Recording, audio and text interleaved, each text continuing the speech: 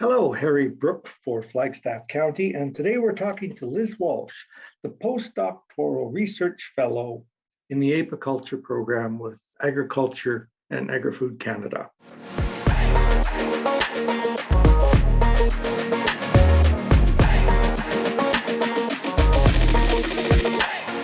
You're listening to the official podcast of Flagstaff County. So Liz, let's talk a little bit about the bees.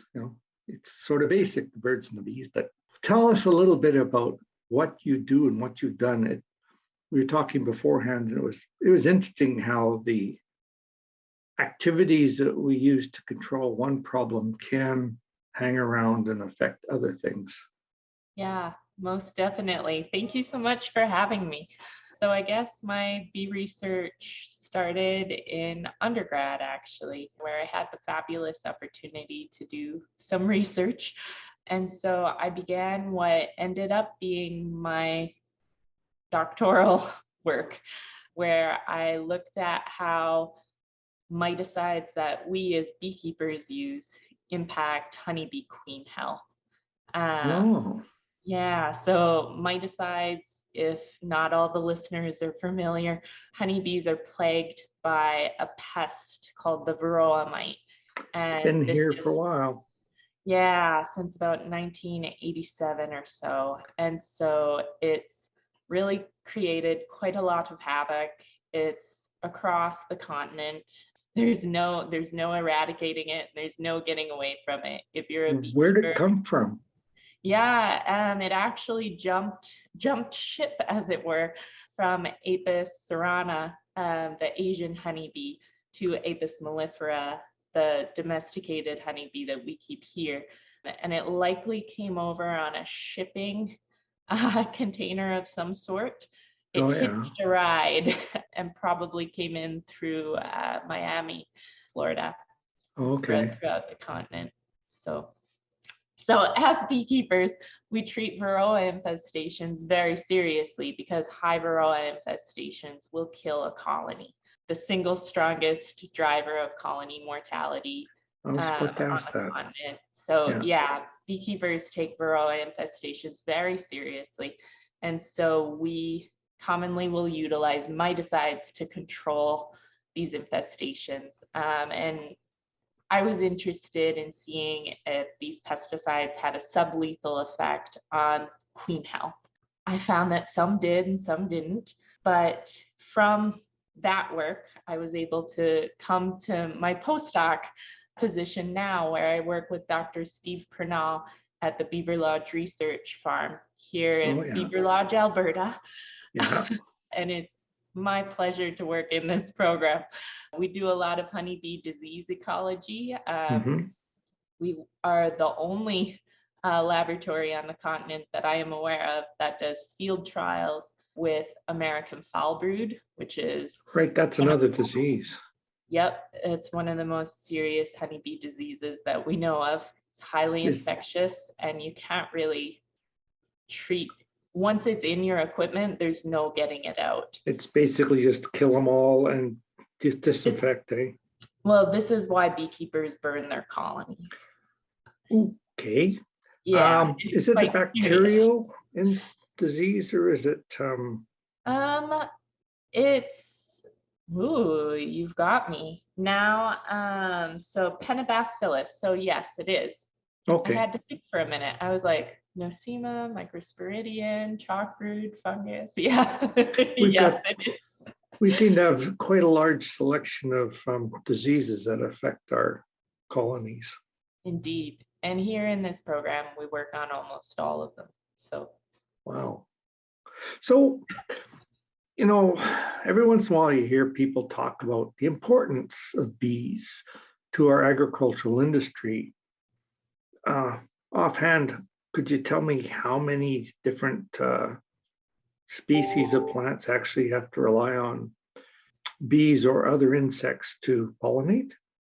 Yeah, that depends on who you listen to, really. So by and large, depending on who you listen to, honeybees are responsible for about half to possibly 3/4 of the food that we put in our mouths. And it depends on how you figure that, because if you're thinking of food that's directly pollinated by a bee, you get one answer. But if you're thinking of things that might feed on food directly pollinated by bees or things of that nature, then you've got another answer. It's, as in most cases, it's not a simple question or a simple answer. Yeah. Well, and so this makes it particularly terrifying when you consider that honeybee health is declining and has continued to decline for quite some time. Could you talk a little bit more about the PhD work you did with the sublethal doses? Because I thought that was really interesting. Yeah. So beekeepers are on the pesticide treadmill, where we use and abuse our pesticides to control our pest, and then the pest develops a resistance, so we switch to a different pesticide. Unfortunately, because the colony is so contained and beeswax is so lipophilic, the beeswax bonds to those pesticides. These pesticides stay in the colony essentially forever at some level or another.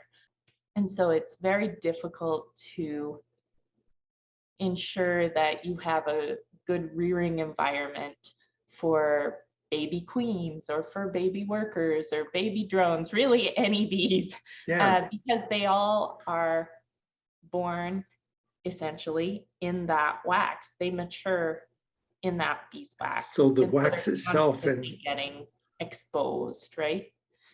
So and how does it affect the queen development? Like, or even not just the queens, but even the workers and the drones, because it permeates the entire colony then, right? The entire hive. Yeah. There's been quite a lot of work that shows varying things, of course, as science does. But we're finding in general pesticide exposure, including miticide exposure during developments, impacts drone semen viability. It impacts queen egg laying capabilities and egg laying rates, which is what my dissertation was on. Yeah. It impacts queen attractiveness to workers. So the workers care for the queen, they feed her, they do everything for her. And so a queen that's less attractive to workers is likely receiving some subpar care, which you would think would likely have downstream effects. So all sorts of things. None of them good. None of them good. And we do, like, depending on the metric, there were some metrics that did not show effect that in my dissertation work. So for instance, the number of eggs in a queen's ovaries. I didn't find that was affected by the rearing environment of the queen, but things that you would never think of, or that I had not initially thought of, at least, like the number of drones the queens mate with. It affects that? Yeah, so the strangest things, really interesting. Yeah, it is. Speaking of row mite control, is there any possibility of finding some kind of biological control or some particular insect that would predate on them? Yeah, you've hit a very hot topic. So depending on who you're listening to, there is a potential bioagent, S. scymatus, another kind of mite, which a smaller mite. An even smaller mite, yeah. Fish-eating big. It's normally used to control pests in greenhouses, but it's very, very prevalent. Like if we were to take soil samples from outside, there's a good chance that we would find some. So we don't have to worry about unleashing an invasive biocontrol agent. Okay. But it's interesting because at least in the trials that I observed, we found that if we were doing incubator studies where we had the both species of mites in the same petri dish or in the same Mhm. vial, then it worked great. It was very exciting. Yeah. Schematists tearing apart varroa mites. It was so promising. But yeah, the resounding cheer from all. But when we moved to field trials, there was nothing significant that we found. Maybe the So inability to find them or something. it could be any number of things. Yeah. So one of the reasons that it's so difficult to find an effective biocontrol agent is the varroa mites life cycle, which Mhm. is so well geared towards Apis mellifera, towards our honeybees. So the maturation is closely matched, and the varroa mites, they spend quite a lot of their time under a capped brood cell of honeybees. And so So if they get a real sealed, head start on uh-huh, colonizing the bee. and if they're sealed in this wax capsule with this precious immature honeybee that you don't want to damage, how do you get a biocontrol agent in there that's effective against the varroa mite, but which does no harm to the honeybee? And if you were to answer that question in a way that was feasible, we would have quite the exciting product and approach on our hands. But thus far, we haven't been able to answer that. How about using using a little spray at the entrance to the hive, which would sort of spray the mite that feeds on the varroa as they're going in and out? There you go, dust So, them. yeah, Dust. basically, if you guys can't find them, we sure can. Yeah. So because honeybees change their tasks as they age, the older honeybees are the ones going in and out of the colony, but it's the younger honeybees that the It's the varroa mites damage has been really done go already. for. Yeah. It's a good Yes. idea. It's an intriguing idea. I'm sure someone's thought of it before. I don't know, but it gets the imagination going. Well, it seems to me that Einstein was right. The solutions to today's problems require the next level up of knowledge, which Well, then usually creates some more problems. well, that's the fun thing about research. Yeah. Ever expanding. We always are finding out more. So what about the native bees? Are they affected by varroa mite? So that's a really good question. They're definitely affected by the viruses that varroa mites vector. Oh, Uh, what kind of viruses does it bring? Quite a lot, it turns out. So one of the most prevalent would be deformed wing virus. And deformed wing virus comes in a couple of different forms, both deformed wing virus A and deformed wing virus B. YouTube's. All sorts of deformed wing virus varieties. And so those definitely affect native bees. We've also found evidence of some other viruses in native bees too. And although native bees are not my specialty, so I can say last I knew, we weren't particularly certain on if varroa mites could predate on native bees, but we were suspecting, and I think it was some researchers out of Penn State in the US actually showed that some of these viruses could be passed through nectar sources at flowering plants. So even if the varroa can't directly predate on the native bee is still being Infected by. impacted because the varroa has transmitted these viruses to the honeybees, which are then leaving It viral just keeps particles in on the flower. going back and forth. Yeah. Exactly. So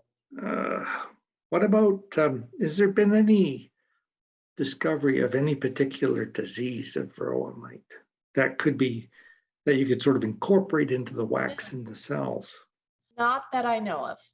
I Okay. do know that some groups have been looking at means of varroa control through genetic modification.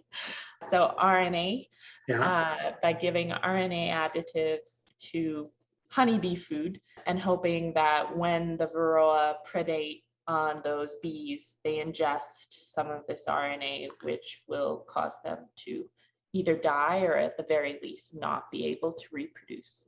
Yeah. Because usually there's checks and balances everywhere, Yeah. and wherever the varroa mite came from, hopefully you'd find somewhere out there, there's got to be something that would control it. But that's a problem with the pesticides we use, is we get so reliant on them that we overuse them. Resistance develops, and sooner or later we run out of hammers of that sort. Well, and it's particularly frustrating too, right? Because there's no silver bullet, as it were. Never is. Yeah. So right now, personally, I think some of the most promising approaches to varroa control are through honeybee breeding initiatives. So breeding a honeybee that's either resistant or tolerant, Yeah. either to varroa mites. So, well, at least there's work being done to hopefully keep things going, because I mean, everybody likes honey. yes, I'm a little biased, but yes. Well, yeah, except those sourpusses that don't like sugar.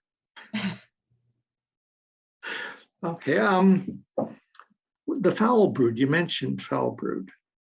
Could you describe that one a little bit? Because I mean, it's interesting how I remember when varroa mite started becoming a problem in Alberta, and now it's become such a major thing, as well as foul brood and chalk brood, right? So could you maybe describe those two diseases a little more thoroughly? I can sure try. That's okay. I would personally say that foul brood is probably my current weak spot in my knowledge. Sorry. So this will be a good exercise.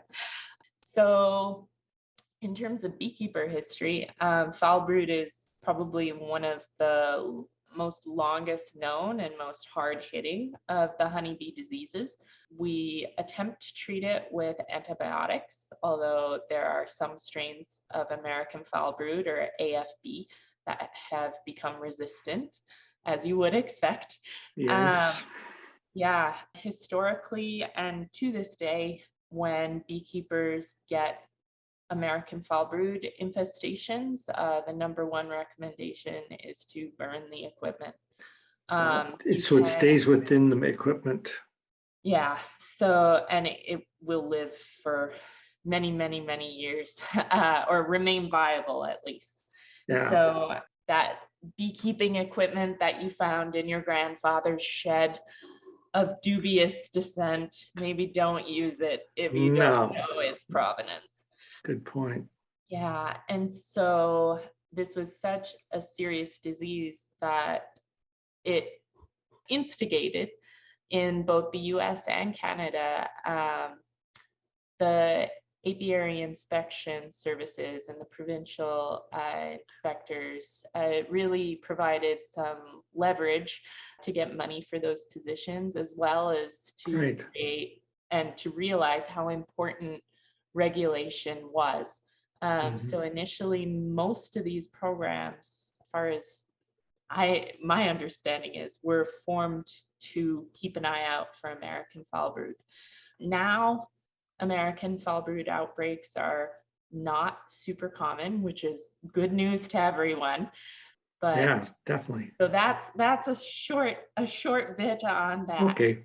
And it works by infecting the immature honeybees in the colony, and from there, a larva will literally become almost sludge-like in appearance. A bacterial factory, basically. Yeah, and so from there, it can spread throughout the colony as nurse bees try and clean it up, or get overwhelmed and can't try and clean it up anymore. So it attacks the immature bees in the colony. And chalk brood works in a very similar way, in that sense that it attacks, or it's bacterial too? Successful. No, chalk brood is a fungus, Ascocera. Yeah, and so it's able to colonize larvae, normally in the 5th instar, so at the end of their time as a larva. Yeah. And it causes them, instead of becoming like gooey sludge like AFB, they get dried out. And so they become what we call mummies. And so if you pick up your frame and you can rattle it, that's the dry, That's not good. dead, immature bees rattling around. And so chalk brood is less of an issue than American foul brood because it doesn't automatically cause colony death. In many places, you are legally obligated to off your American foul brood infested colony, but that's not the case with chalk brood. However, although the infestations are much more minor in a colony's overall health and well-being and prognosis, chalk brood is far more common than American foul brood. Okay, but it's just not as fatal. So is it possible to sort of like clean your frames and stuff and remove any fungal spores? So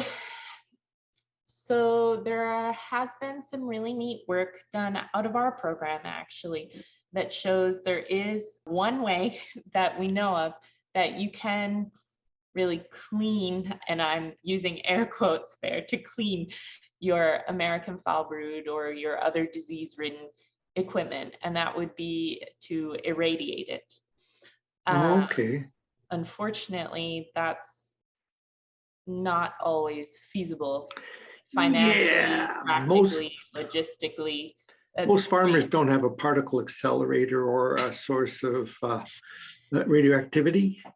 Yeah, it's quite the tall order to do. Yes. So for chalk brood, when we're cleaning up our equipment, because we do end up irradiating some of our lab equipment, we can do that, but we can also bleach water our what's known as our woodenware, so our boxes and our bottom boards. And that you can't do that with beeswax really, but you can do that with the wood of the outside of the colony. To basically get rid of everything inside, all the wax and stuff.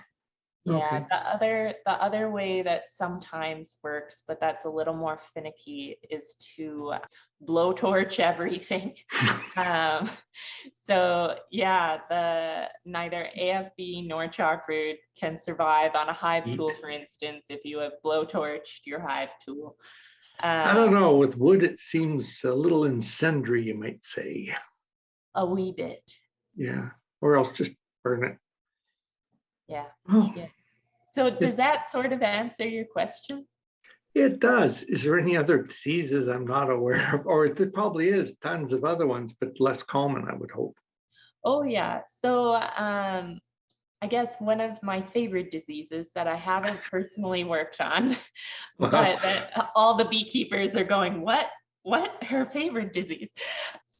I have never personally worked on it, but a graduate student in the lab I'm in currently is right now, Courtney McInnes, does nosema work, among other things. Right, nosema. So yeah, nosema is a species name, and it is essentially honeybee symptoms of nosema infection would include dysentery.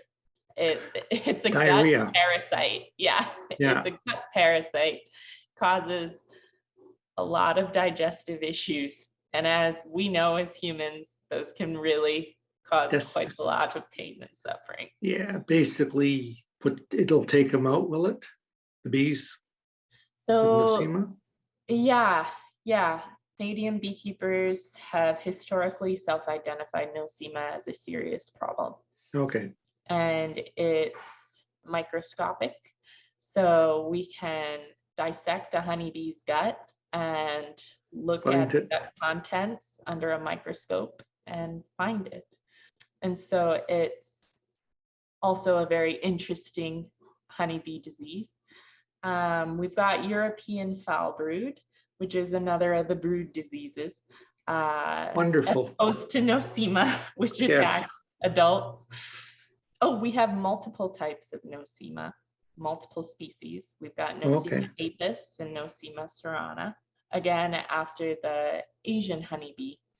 as well as the European honeybee that we keep domestically here. In addition, yeah, so these are all diseases, right? They're not even pests like Varroa. Yeah. So, Well, I was wondering, it just came to my mind. I remember, probably 20, 30 years ago, there was the big furor over killer bees were yeah. coming, and they would, I guess they was the reason that they actually brought those. I think they were South American bees, were they? So Why did they bring them in and crossbreed them? Yeah, a Brazilian entomologist was trying very hard through breeding initiatives to breed a bee that would be well suited to Brazil's many different climates, as well as to the varying beekeeper needs. He imported stock from all over the world. He did a very good job. He managed it quite responsibly. He had queen excluders on the bottom of all the colonies so that the queens could not escape through swarms. Right. And then he went on leave. Holidays. And a technician, my understanding of the story is that a beekeeper came in to manage the colonies while he was gone, went, all these queen excluders, it's plugging up all the colonies, took the excluders off. The Africanized bees, which is Apis mellifera scutellata, have a high tendency to swarm. And so they swarmed and escaped the bee yard and have spread throughout South and Central America and through quite a lot to the US as well. Are they resistant to any of these diseases or have maybe more tolerance? That's a very, very good question. And yes, the answer is yes. Apis mellifera scutellata, which when it hybridizes with the other Apis mellifera subspecies that we domestically keep, that hybrid is called an Africanized bee. Right. And Africanized bees are very, very good at controlling varroa mites compared to the types of bees that we have historically kept. So how do they do that? Do they tend to groom each other? Or? So part of it is likely their grooming, which is quite aggressive, but part of it is that tendency to swarm. So when a colony swarms, it leaves behind so much of its resources, including the young. And so because the varroa mites are reproducing with the honeybee young, when a colony swarms or absconds, they die. Which, yeah, they can't live if the honeybee colony dies. Yeah. And so Africanized bees will actually abscond from nests if their pest or predator pressure is high. And so it's really worked out in their favor when you think about varroa mites. Yeah, it's not really going to work too well for people, using them for honey, though. They leave all the time. Yeah, it does make things a little bit more exciting to the beekeepers, in part because they tend to have smaller colonies because of that swarming tendency. And also, they're not as good at honey makers for sure. And they're a lot more aggressive to people, which is why they got so much headline space in the first place. So, I remember though, like that was a long time ago. And I'm just wondering, are they really the hybridized African bees? Are they a real problem still? They're very prevalent in the United States, the southern United States. They have a very hard time, or thus far, they've had a very hard time overwintering in the colder climes. So that combined with Canada's very, very stringent import controls, requirements have kept them out of Canada. Oh, good. I think we have enough on our plate to worry about at the moment without adding to it, Indeed. Yes. Although many beekeepers in parts of the southern US really, really like their Africanized bees. So they are able get used to it, right? Yeah, they're able to use less miticides. Everybody's got their own opinion. In other words, it's always a mixed blessing. Indeed. Indeed. Yes. Well, I think I might have run out of questions. My question mind's empty at the moment. Sounds good. I really enjoyed chatting with you. Well, Thanks so much. thank you very much, Liz. I really appreciated your expertise and your knowledge. And I would say if somebody had questions, could they contact you? But Absolutely. okay. Yeah. So, Yeah. and what is it? What's your email address if someone wants to contact you about this? Yeah. So my email address is my first name, Elizabeth. Yeah. ELIZABETH, period, Walsh, WALSH, 2, the numeral, Yeah. at agr.gc.ca. Okay. Obviously, there's two of you, right? Yes. So good they made duplicates. Thanks. Well, thank you very much. It's been a great pleasure. And well, all the success in the future for you. Thank you so much. Thank you. Have a good evening. You too.